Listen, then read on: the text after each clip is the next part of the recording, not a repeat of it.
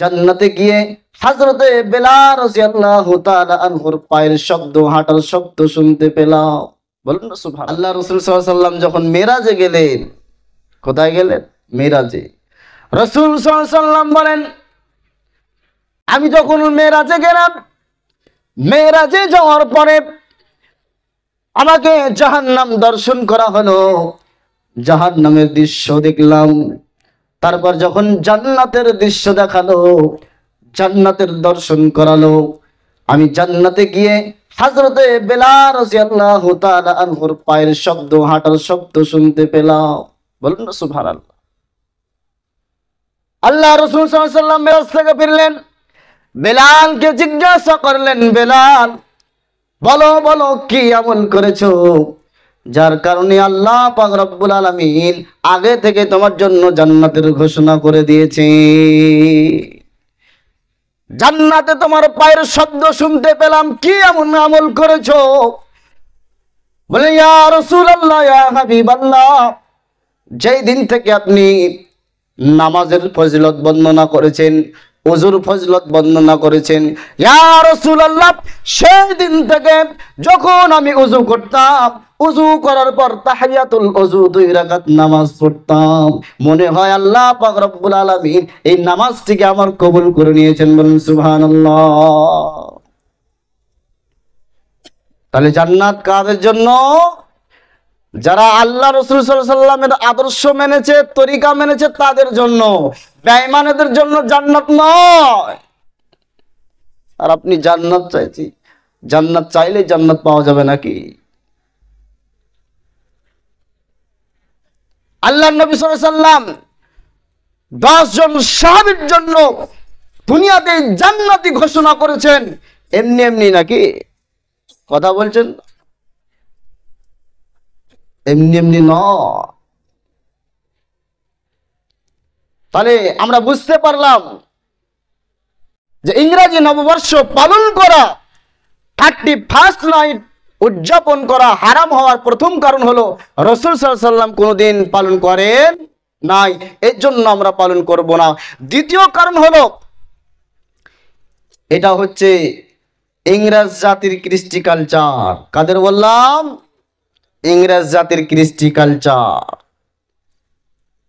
যে ইংরেজ জাতি এই পৃথিবীতে ইসলামের সব থেকে বড় দুশমন, এমনকি তারা এই ইসলামকে উঠিয়ে দেওয়ার জন্য ষড়যন্ত্র পর্যন্ত করেছে। হাজার হাজার আলেমকে জবাই করে দিয়েছে, কতল করে দিয়েছে, হাজার হাজার কোরআন তারা পুড়িয়ে দিয়েছে, হাজার হাজার মাদ্রাসা তারা ভেঙে দিয়েছে।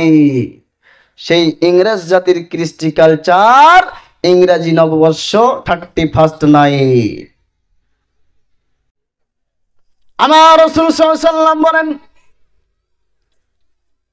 মান তাশাব্বাহা বিকওমিন ফাহুয়া মিন, যে যার সাদৃশ্য অবলম্বন করবে তার সাথে তার হাসর হবে।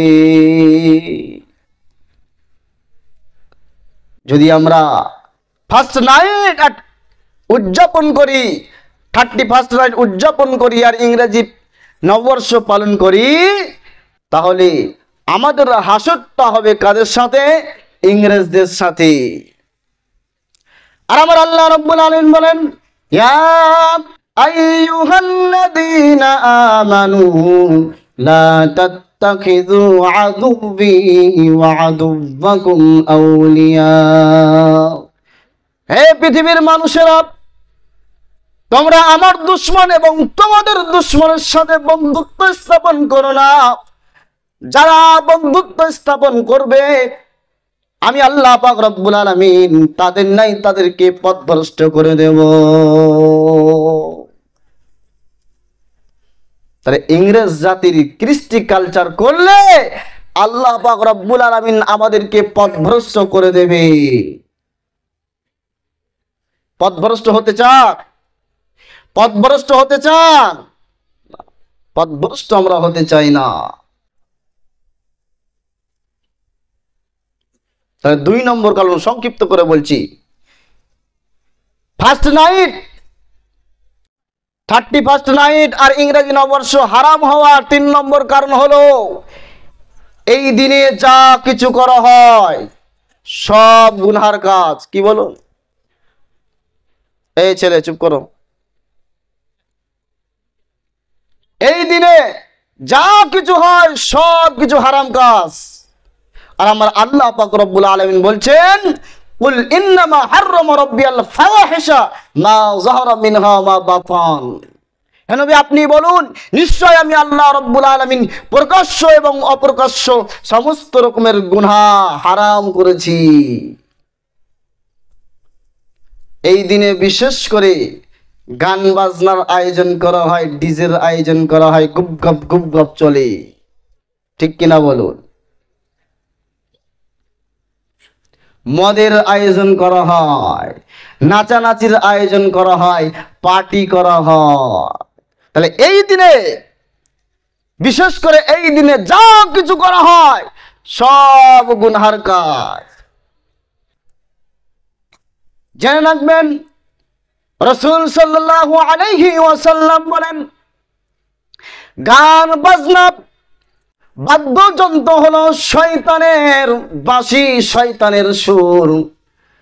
অশ্লীল ভাষা, অশ্লীল কবিতা শয়তানের বাঁশি, শয়তানের সুর, যার দ্বারা মানুষকে আকৃষ্ট করে, নিজের দিকে আহ্বান করে, নিজের দিকে ডাকে।